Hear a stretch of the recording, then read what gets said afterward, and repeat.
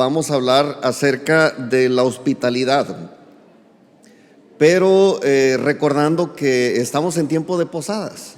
Ya en unos pocos días se va a estar celebrando la Navidad y comercialmente comenzó desde hace ya varias semanas, ¿no? Pero aquí en México lo tradicional son las posadas. No sé, en el trabajo, en la escuela, en las instituciones casi ya es una costumbre y casi es una obligación para los patrones hacer una posada. Bien, por eso vamos a hablar de la hospitalidad, porque es tiempo de recibir a nuestras familias. A veces nosotros recibimos familia de fuera, o a veces nosotros viajamos con la familia que no vive aquí y somos huéspedes. Entonces hay que hablar un poquito de estas cosas. Y desde la perspectiva normal que conocemos como las posadas, ¿no? Las posadas, igual que los festejos religiosos o muchos festejos religiosos, las posadas aquí en México es una fiesta que tiene su origen en el paganismo, vamos a decirlo así. No es una fiesta así 100% original para los cristianos, pero antes de que los españoles llegaran aquí a México, los aztecas tenían muchos dioses, ellos eran politeístas.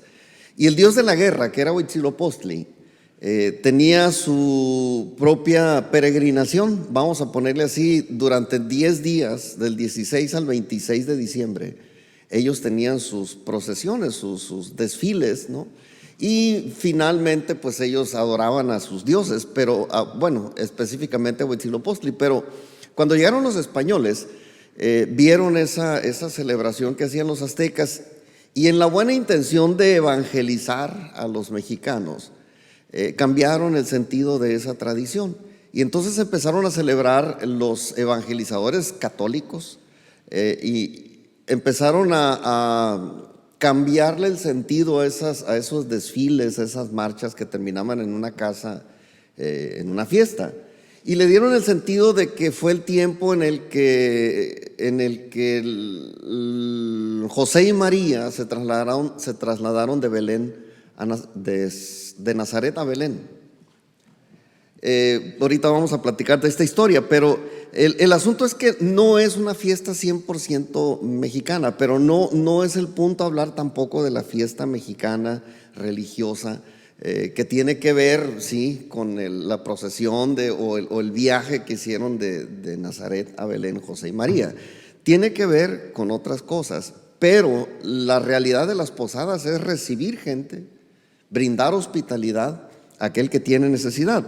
Entonces, había muchas tradiciones ya dentro de la tradición de las posadas religiosas católicas. Pues terminaba el desfile, vamos a ponerlo así, en una casa. Durante 9 días se hacía esta celebración. Y el día que llegaban, al final, que terminaba el desfile, hacían una fiesta en una casa y ahí rompían la piñata. Ahí nació la tradición de la piñata de 7 picos. Originalmente tenía un sentido espiritual o una connotación espiritual, católica por supuesto, vuelvo a decirlo. Y las piñatas tenían que ser de 7 picos. ¿Por qué? Por los 7 pecados capitales de los que habló alguna vez un teólogo católico que fue Tomás de Aquino. Y entonces los picos eran brillantes, simulando el pecado, ¿no? Atractivo para la gente. La gente le tapaban los ojos simbólicamente, hablando de que por la fe luchaban contra el mal, ¿no? O destruían el mal, porque la piñata había que desbaratarla. Cuando desbarataban la piñata, finalmente simbolizaba, en este caso, pues haber acabado con el pecado, pero la recompensa que caía del cielo eran precisamente los dulces y las frutas, ¿no? Es una tradición simplemente, pero se supone que nosotros estamos en tiempos de posadas y se sabe poco de esto. Lo que sí sabemos es que son fiestas, es desenfreno, es bebidas alcohólicas y otras sustancias, pero la necesidad de un lugar digno para que naciera el Salvador del mundo se sabe muy poco.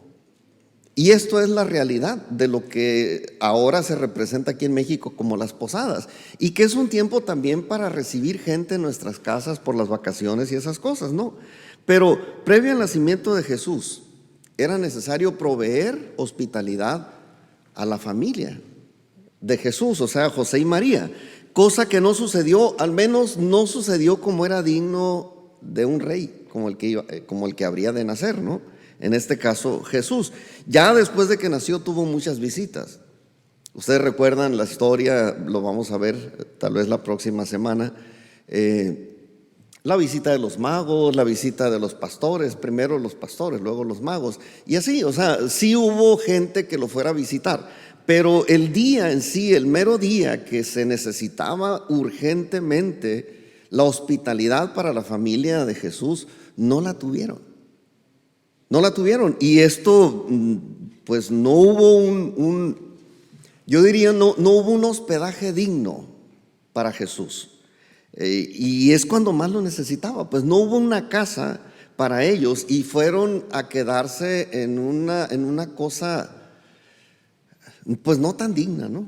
Sí, un lugar tapado porque era una cueva, pero era una cueva donde se guardaban a los animales, a las ovejas principalmente. Belén era un pueblo donde se criaban las ovejas que se vendían en Jerusalén para los sacrificios. Y por eso es que ellos llegaron allí, no tuvieron un hospedaje, nadie que los recibiera y fueron a parar allí. Ahora, los tiempos han cambiado, por supuesto, ¿no? Pero la hospitalidad sigue siendo necesaria. Más entre los hijos de Dios, ¿no? De hecho, la hospitalidad, dice el diccionario, es la cualidad de acoger y agasajar con amabilidad y generosidad a los invitados o a los extraños. Ese es la descripción, pues, de la palabra, no el significado de la palabra hospitalidad. Y se traduce del griego filoxenia, que literalmente significa amor a los extraños o amabilidad para los extraños. Son dos raíces griegas, filos, que es amante, y xenos, que es extraño o extranjeros. Ahora, en la cultura de Dios, la hospitalidad es mucho más que recibir a una persona en casa. Creo que todos hemos recibido a alguien en casa, pero más que recibirlos, se trata de honrarlos, ¿no? Este es el principal asunto que implica la hospitalidad. No es nada más recibir por recibir. Hay que preparar toda una serie de cosas para honrar a la gente que nos va a visitar o a quienes necesitan alojamiento. Y esto considerando, en el pueblo de Dios, considerando su propia historia. Porque habrán de recordar, Israel, cuando salió de su tierra, fue en una época de hambruna. Y José ya estaba en Egipto y ya habían superado, o bueno, ya se habían preparado para los 7 años de sequía que venían, las vacas flacas. Entonces la familia de Jacob se tuvo que ir a Egipto, y en Egipto los recibieron muy bien, a la familia de Jacob. José ya había preparado su sabiduría, su capacidad administrativa, había logrado que se prepararan para este evento de los 7 años sin comida, sin lluvia y sin muchas cosas. Pero la familia de Jacob fue recibida muy amablemente.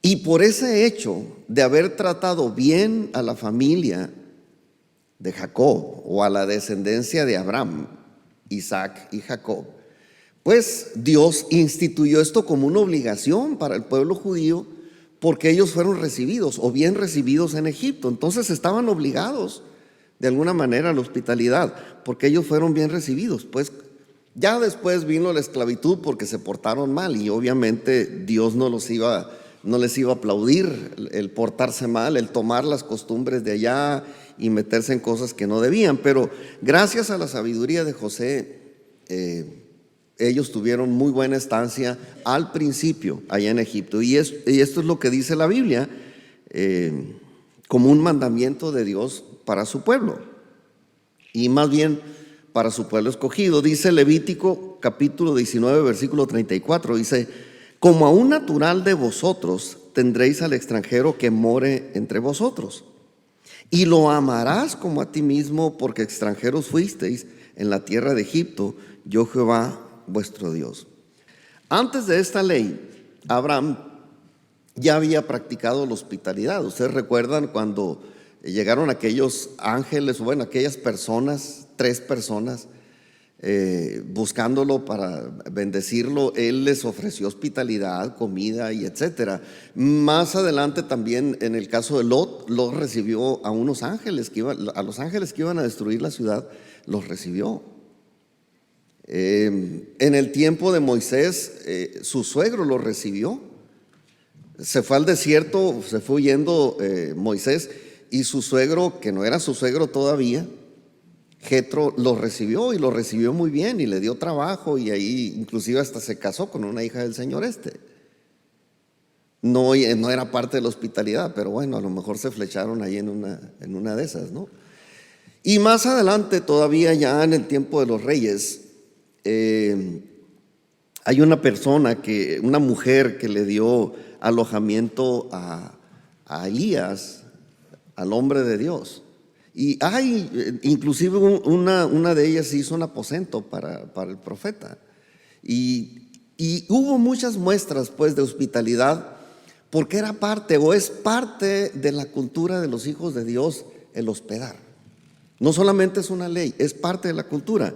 Y Jesucristo ahora mismo, en este tiempo, está preparando un lugar para hospedarnos a nosotros en su casa. No sé si lo había pensado así, pero realmente Jesús dijo: yo voy a preparar un lugar. O sea, no es que ustedes van a pasar por ahí, no, yo los voy a recibir en mi casa.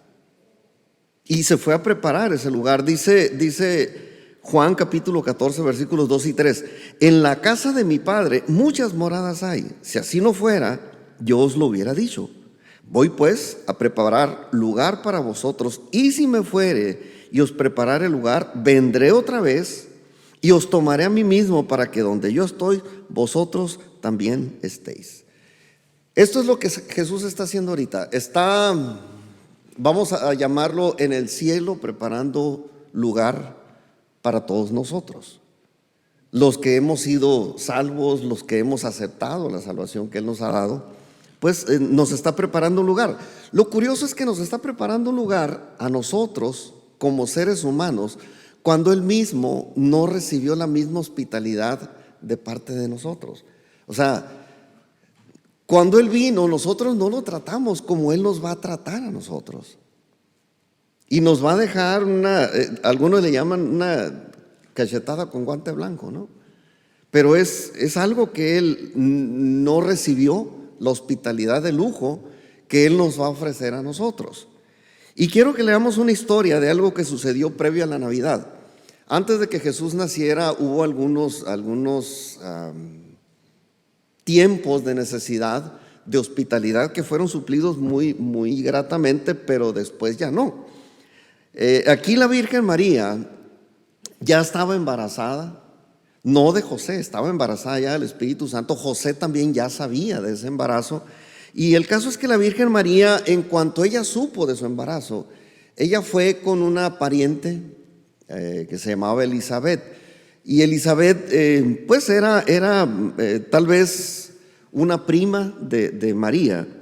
Y era una mujer muy espiritual, Elizabeth. De hecho, Elizabeth era esposa de un sacerdote, que era el sacerdote Zacarías. Los dos ya eran muy ancianos y ya estaban viejitos los dos. Pero quiero que leamos esta historia para que a partir de aquí empecemos a ver algunas ideas, ¿no? Dice Lucas capítulo 1 versículos 39 al 44. En aquellos días, levantándose María, fue deprisa a la montaña, a una ciudad de Judá, y entró en casa de Zacarías y saludó a Elizabeth. Y aconteció que cuando oyó Elizabeth la salutación de María, la criatura saltó en su vientre. Y Elizabeth fue llena del Espíritu Santo y exclamó a gran voz y dijo: bendita tú entre las mujeres y bendito el fruto de tu vientre. ¿Por qué se me concede esto a mí, que la madre de mi Señor venga a mí?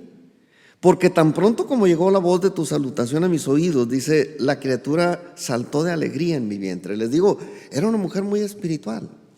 Sin que María le dijera: estoy embarazada, el Espíritu Santo, pasó esto y esto.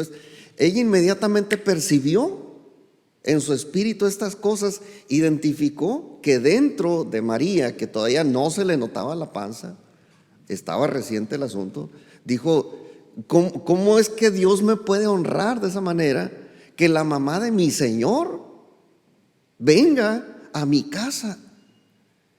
Y cuando dijo eso, ella fue llena del Espíritu Santo en ese momento, y la criatura que tenía dentro, que era nada más y nada menos que ¿quién? Juanito el Bautista.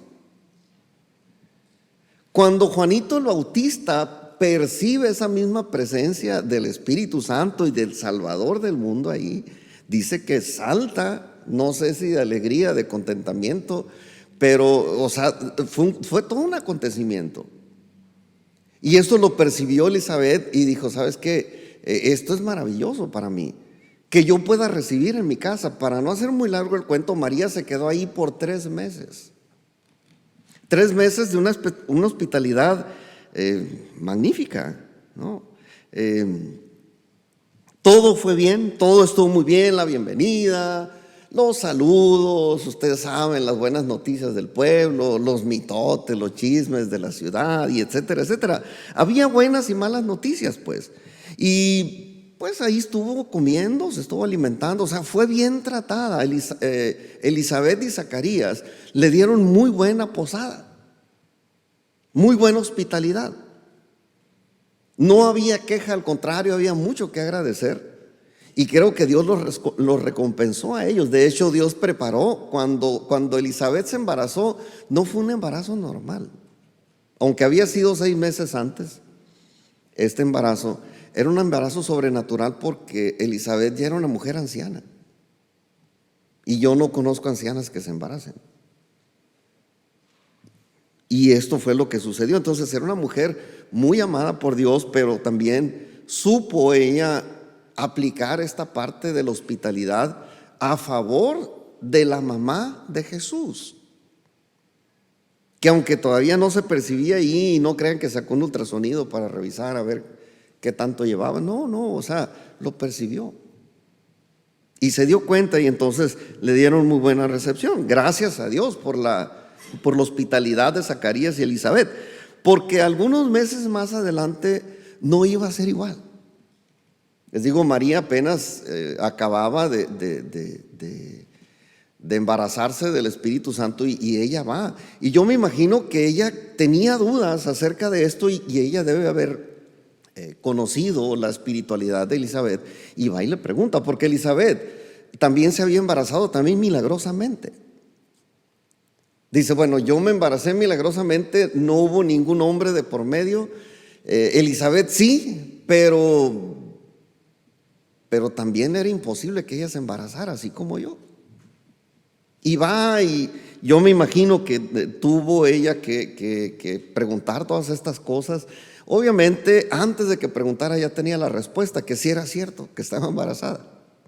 Dice, mírame a mí, una mujer ya sin la menstruación, sin posibilidad de quedar embarazada. Mírame a mí, si yo quedé embarazada. Aquí está dentro Juanita el Bautista, y este muchachito cuando crezca va a ser el que le va a preparar el camino a ese que tú traes ahí. Era toda la historia, ¿no? de los israelitas que estaban esperando la venida del Mesías. Y estos dos personajes, tanto Juan el Bautista como Jesús, fueron los que le dieron pues la salvación al mundo entero, no solamente a la nación de Israel. Entonces eran los personajes más importantes.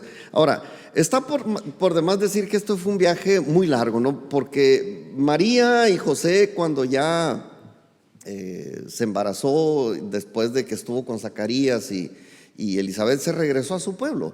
Estando ya en Nazaret, hubo algunos problemas ahí. Ellos tenían que salir. Porque se le ocurre en este tiempo al emperador de Roma decir pues que toda la gente del mundo se tenía que empadronar, tenían que sacar su INE, tenían que registrarlos en un libro de toda la gente que estaba bajo el dominio de Roma. Y como José y María tenían un parentesco de muchos años atrás con el rey David, y el rey David había nacido en Belén, pues ellos tenían que ir hasta Belén. Toda la gente se tenía que empadronar en su ciudad de donde venían sus raíces, ¿no? En el caso mío, yo tendría que ir a la capital, a Empalme, ¿no? Y en este caso, pues así María y José tuvieron que ir. Y les digo, fue un viaje largo, pesado, incómodo. María ya estaba en un embarazo casi a término. O sea, ya tenía el panzón ese que hace a las mujeres caminar así como pingüinitos, ¿no? Y que caminan y agarrándose la panza así, ¿no? No sé si la caminaron esa distancia, fue una cosa de plano de locura. Si iba en un burrito, en una mula, en un animal, es la misma cosa. No es fácil, o no fue fácil, pero fue la ocurrencia del señor emperador y dijo, se tienen que ir a empadronar. Y pues un viaje largo, llegar a la ciudad, buscar dónde empadronarse, dónde se estaba haciendo ese registro. Fue una bronca. Otra más es que pues el único lugar público que había ahí para hospedarse ya estaba lleno de toda la demás gente que habían llegado antes que ellos a empadronarse. Y los parientes no tenían lugar para ellos tampoco. Y tan no tuvieron lugar que terminaron en una cueva, lo decía ahorita. Pero por si fuera poco todavía, pues que comienza María con labor de parto, ¿no? Y empiezan los dolores y empiezan las broncas y en este caso sin haber encontrado un lugar apropiado para el parto de María. No tenían un lugar donde, ni siquiera donde dormir, menos donde la pudieran atender de su parto. Y yo me imagino, pobre José, no era médico, ni era, no sé, pediatra o neonatólogo para atender al niño, pues. Mucho menos partero, pues, para atender a su esposa. Él solamente, en este caso José, solamente recibía instrucciones por sueños. Si a ustedes le han platicado a José el soñador, que es el hijo de Jacob, no, pues este otro José era más soñador. Todas las instrucciones que Dios le daba, se le daba en sueños. Se dormía, llegaba un ángel y hablaba con él y le decía, vete con el niño, llévatelo para allá y todo por sueños. Y en ese momento, imagínense, la mujer embarazada a punto de parir, ni chance de José decir, voy a dormir un ratito a ver qué Dios me dice, ¿no? Pues capaz que lo agarra cachetada María. No es tiempo de dormir para buscar instrucciones de Dios, o sea, es tiempo de resolver. El caso es que María, así con toda la pena del mundo, terminó pariendo en una cueva, en medio de la paja y del estiércol de los animales. No había una partera que la asistiera, o no lo dice la Biblia, que hubiera una partera que la asistiera. Probablemente le ayudó a alguna pariente desconocida, porque no conocían a toda la gente allá. Deberían haber tenido parientes, porque ya de allá era su familia. Pero tampoco hubo quien se hiciera cargo, pues, de la revisión y de los primeros cuidados del niño Jesús. Y digo, siendo Jesús el Rey de Reyes, siendo la persona que es Jesús, y no haber tenido esta hospitalidad digna, como que algo no salió bien, pues. Todas las cosas estaban volteadas. No, es más, ni siquiera tenían la experiencia de un hijo previo, pues. Dijera yo, pues ya este es el segundo, no, ya el segundo nos sale mejor. No sé si les ha pasado a ustedes, pero la crianza de los niños es igual. Siempre como el que primero lo tenemos más amarradito, ¿no? Más sujeto. O es al que le tocan más trancazos, ¿no? En la corrección. Ya al segundo nos relajamos un poquito. Y en cuanto a la atención es igual. Cuando uno va a tener el primer bebé, movemos toda la ciudad. Ni se diga de las fotos. Los que tienen el primer hijo tienen miles de fotos. El segundo ya no tiene tantas. Se lo digo por mí, ¿no?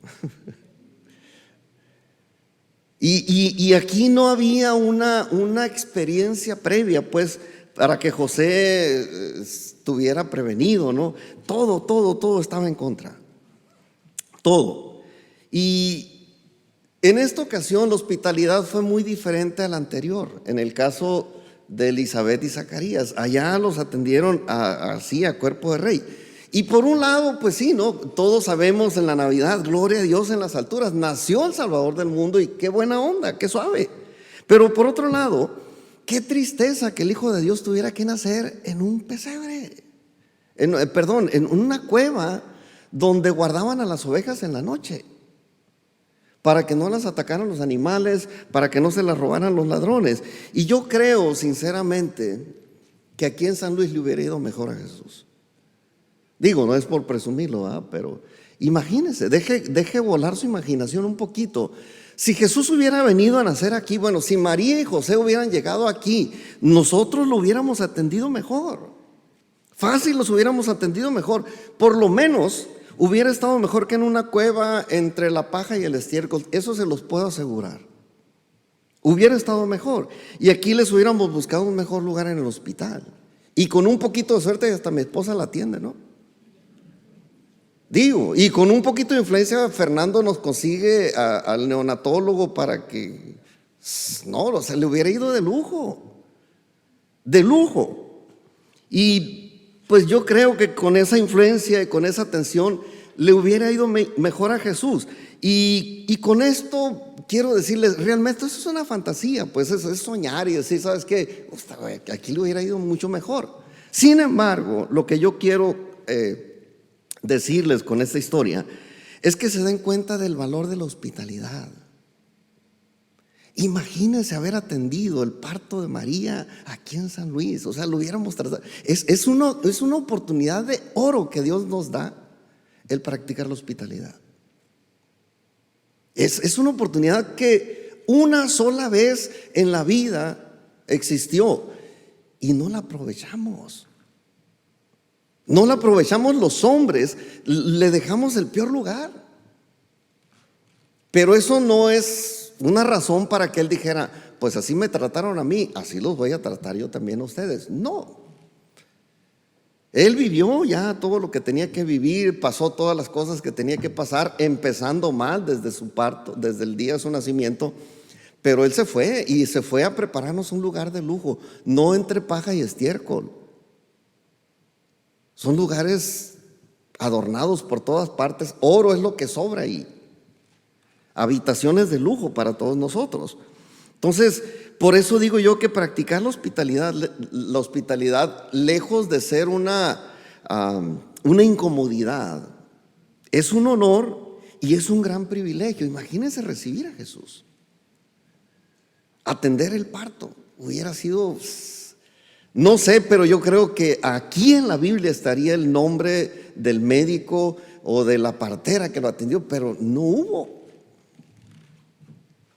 Y es un gran privilegio, un gran honor. Y es una oportunidad de trascender en el mundo espiritual. O era, en aquel tiempo fue una oportunidad que se le fue. Pero así nos lo sugiere el autor de Hebreos. El hospedar gente, el recibir extraños o extranjeros o familia en casa, es un honor, pero es una oportunidad de trascender en el mundo espiritual. Y quiero leerles esto, Hebreos capítulo 13 versículos 1 y 2, dice: permanezca el amor fraternal, no os olvidéis de la hospitalidad, porque por ella algunos, sin saberlo, hospedaron ángeles. Entonces no era nada más, o no se trata la hospitalidad nada más de recibir a alguien y pásale, dime qué ocupas. No, es atenderlos, ¿no?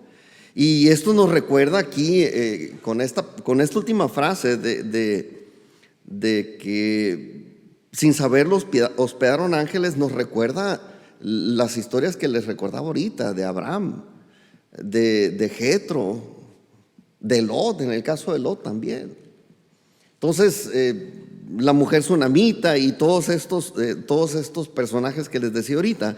Pero esto es una bendición. La hospitalidad es una bendición que funciona en dos sentidos: tanto el que hospeda como el que es hospedado, el que da posada como el que recibe posada. Es una bendición.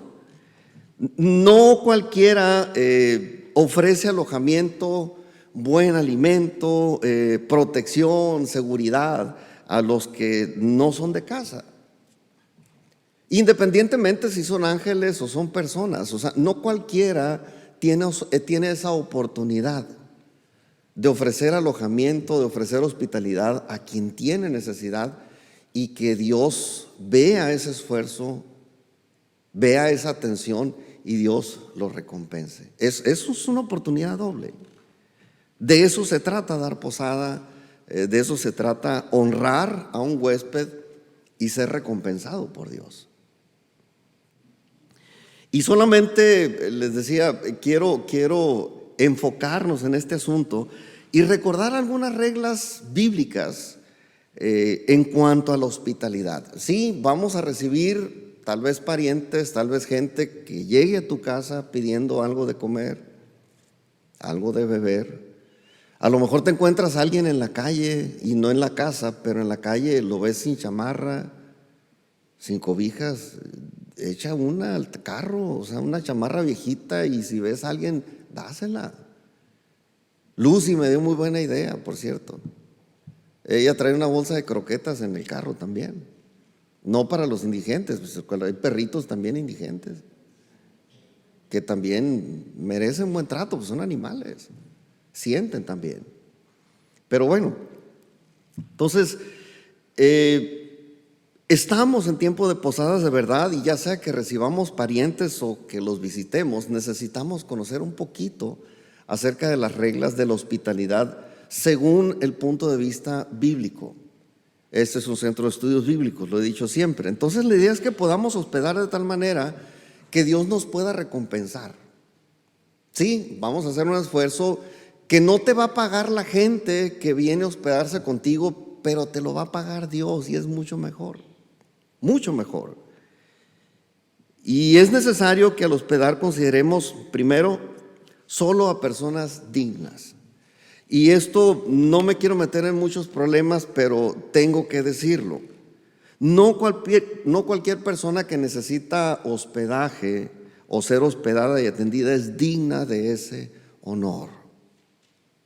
Mucha gente va a buscar que les ayudemos, pero no toda la gente es digna de ese honor. Esto lo sabía muy bien David. David debió haber tenido una casa muy buena, de hecho vivía en un palacio, era el rey, ¿no? Y él dice en Salmo 101, versículo 7, dice: no habitará dentro de mi casa el que hace fraude, el que habla mentiras no se afirmará delante de mis ojos. Entonces yo creo que David estaba comprometido con el asunto de la hospitalidad, pero dice: ¿sabes qué? Mi casa está abierta para recibir ángeles, para recibir extraños, pero el que hace fraude y el que habla mentiras, yo no lo quiero aquí. No va a habitar conmigo ni un día ni 2 días, no lo quiero aquí. Y yo creo que si nosotros también estamos comprometidos con la hospitalidad, le podemos añadir algunas otras cositas dentro de la gente que nos va a visitar, ¿no? Como por ejemplo el que hace inmoralidades, el que trae malos hábitos, el que viene a contar chismes, y todos los que traen malas intenciones. Miren, es imposible que llegue gente perfecta, pero que sus imperfecciones las hagan afuera, no en mi casa. O sea, yo no puedo darme el lujo de recibir a alguien que venga a hacer una orgía a mi casa, pues. Que esa es su costumbre, pues a lo mejor sí, pero no en mi casa. En mi casa nunca va a haber bebidas alcohólicas. En mi casa, a lo mejor en la suya sí, en la nuestra no. Visita que llega, ¿sabes qué? No quiero que vengas aquí ni fumando, ni tomando, ni usando drogas. No quiero que vengas a mi casa a hospedarte, a dormir en una de las camas de mi casa viniendo con un amante. No, por favor, no. Discúlpame, pero no. O sea, son cosas, son detalles que la Biblia dice, lo dice el rey David. O sea, la gente mala no debe de tener lugar en nuestra casa en sus prácticas, por lo menos mientras estén en nuestra casa, no debe ser así. Ok, tú eres lo que tú quieras ser, tú puedes hacer lo que se te antoje, pero en mi casa no. En mi casa te voy a hospedar, te voy a recibir, te voy a atender, pero no te voy a dar permiso para que vengas a hacer todas las maldades que tú acostumbras a hacer. ¿Quieres hospedaje? Sujétate a las reglas. Si mis hijos se sujetan a las reglas, ¿Por qué los extraños no se deben de sujetar? Pues es parte de lo que debe de suceder, o deberíamos de considerar si nosotros vamos a hospedar gente. No podemos, como lo decía David, no habitará dentro de mi casa el que hace las cosas mal. Ya, cuando se vayan de la casa, hagan lo que quieran o sigan haciendo lo que siempre han hecho, pero nuestros huéspedes, mientras estén en nuestra casa, deben de comportarse dignamente si quieren ser recibidos. Otro punto más, al hospedar, nuestras motivaciones deben ser puras. Y le voy a explicar esto. Mire, puede haber diversos intereses en quien se muestra hospitalario, pero no siempre los intereses van a ser buenos o las motivaciones van a ser puras. Los motivos no siempre son puros cuando alguien hospeda a alguien de fuera. Se pueden tergiversar todo tipo de cosas, más cuando hay bebidas alcohólicas de por medio.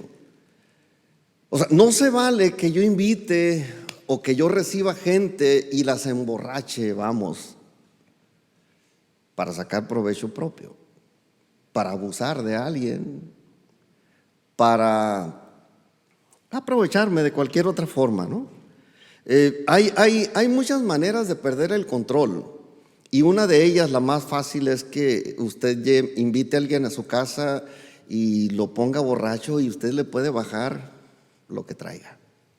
Es común, es una forma de asalto. Incluso en la Ciudad de México se han dado varios casos que la gente por ahí en un bar se pone a un lado, le echa alguna cosa, se lo lleva a su casa y allá vamos a beber, y ahí dormido le bajan todo y hasta los matan. Ha habido asesinatos de ese tipo.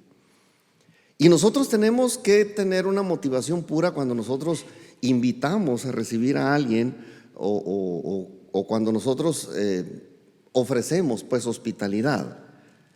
Y alguna manera así muy sencilla de hacerlo es meternos en esa bronca. Dice Habacuc, capítulo 2, versículos 15 y 16: ay del que da de beber a su prójimo, ay de ti que le acercas tu hiel y le embriagas para mirar su desnudez.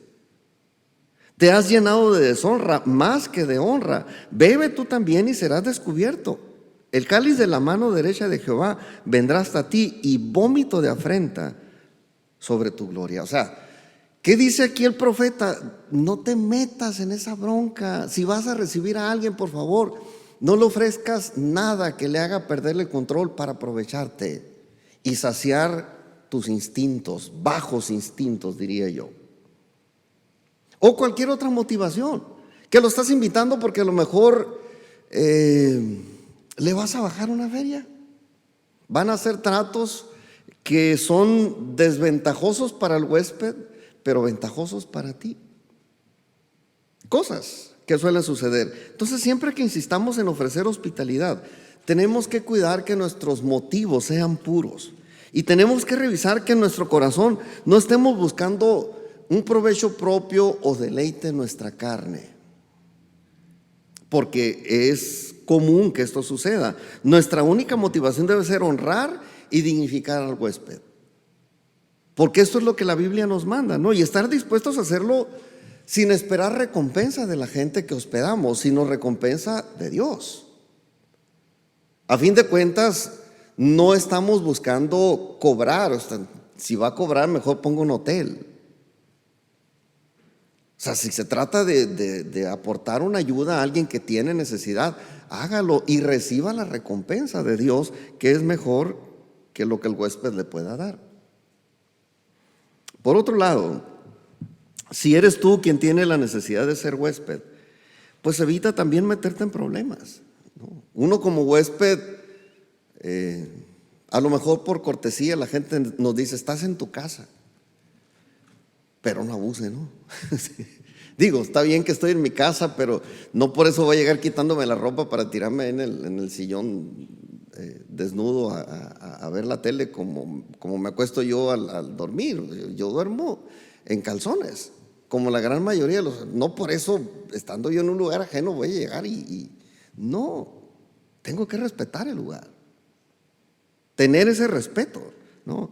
Y tener cuidado de pedir posada en casa de personas malas es un error que a veces cometemos nosotros, ¿no? Si nosotros somos los que tenemos necesidad de ser huésped, no debemos buscar este tipo de personas que nos den alojamiento. Dice Proverbios 23:6, no comas pan con el avaro ni codicies sus manjares.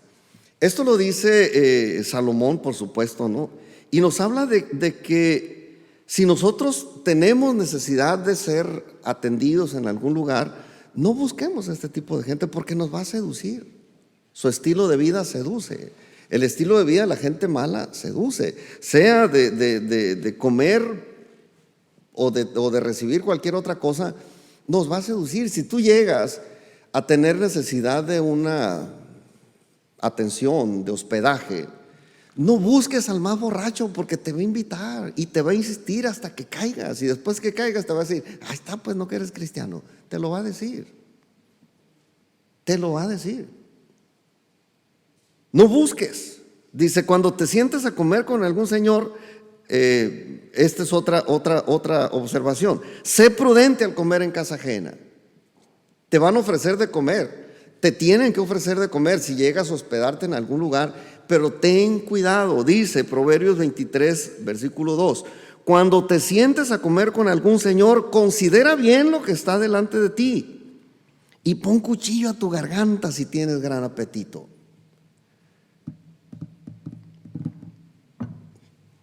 Es algo común, que nosotros vamos a recibir hospedaje, nos van a invitar a comer, pero no debemos nosotros decir, con permiso, me voy a servir y te llevas la mitad de los camarones y la otra mitad se lo dejas a los 5 que son.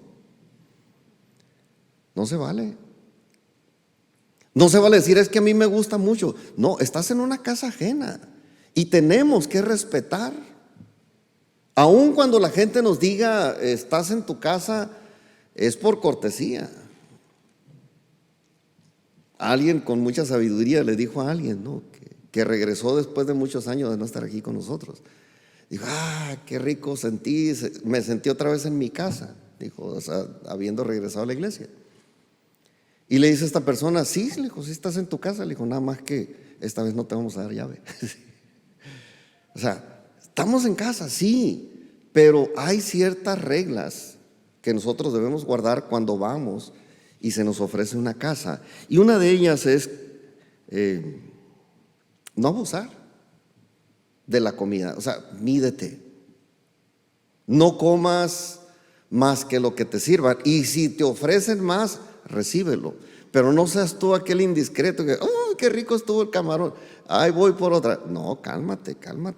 La gente a lo mejor por cortesía, tu hospedador a lo mejor te dice, sí, ahí hay más. Y a los chamacos les va a decir, cálmense, no pidan más.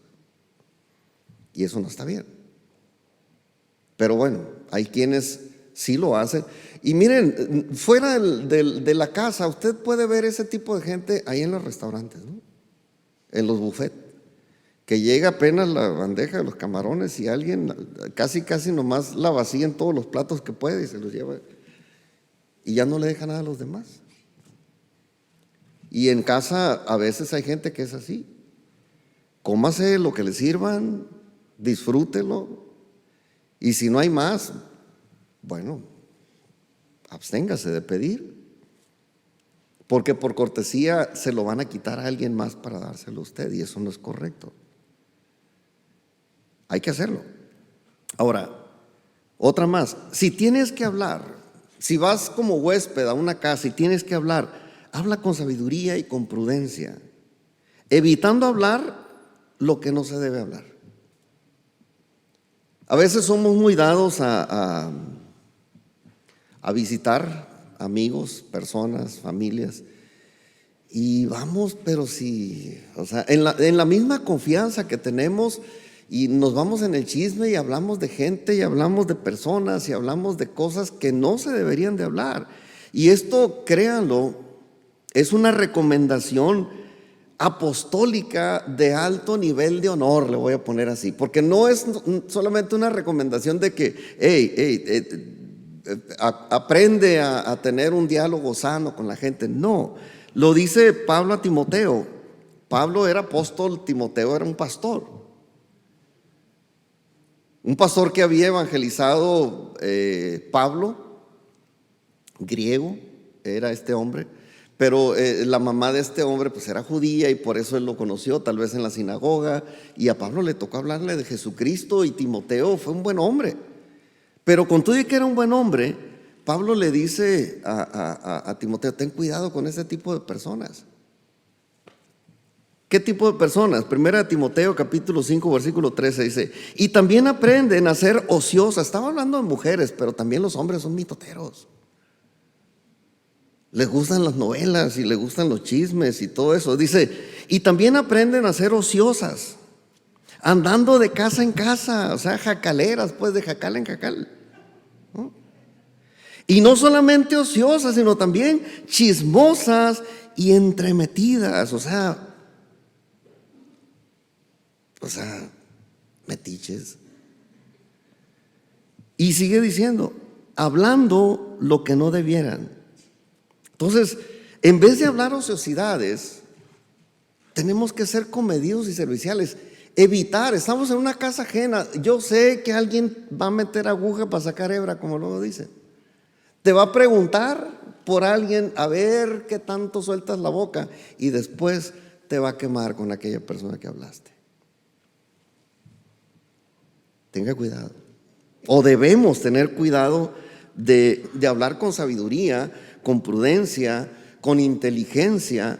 No manifestar. Mire, si usted es malo, a lo mejor se le va a salir, pero siendo malo, usted se puede controlar.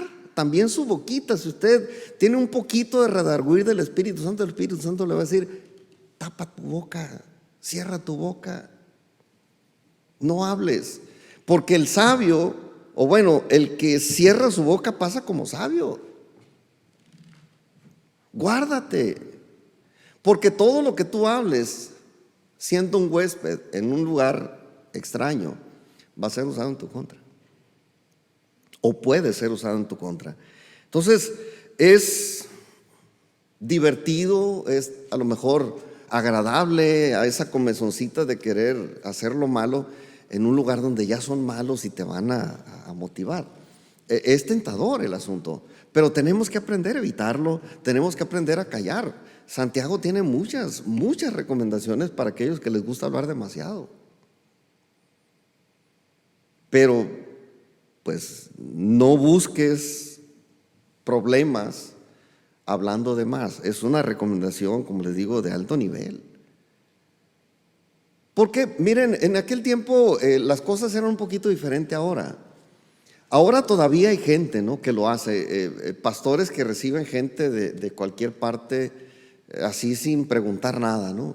De hecho, ayer me platicaba mi pastor, estuvimos platicando con ellos todo el día de ayer. Y me decía: fíjate, fulano pastor en ese tiempo recibía a la gente, llegaba cualquier persona así, dice, con una mochila y todo andrajoso, y decía: pastor, vengo de tal iglesia, de tal lugar, ¿no me dará chance de predicar? Sí, claro que sí.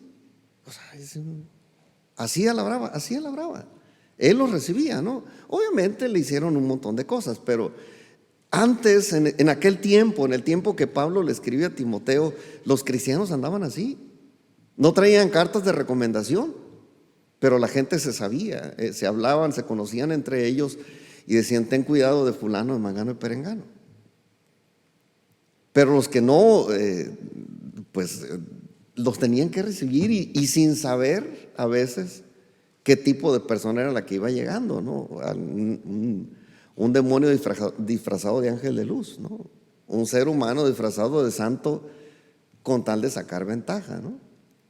Y entre ellos había o hubo gente con estas características. Ahora, quiero terminar con una reflexión sencilla, pero sí es importante que ustedes piensen en las oportunidades que Dios les ha dado para honrar personas con su hospitalidad.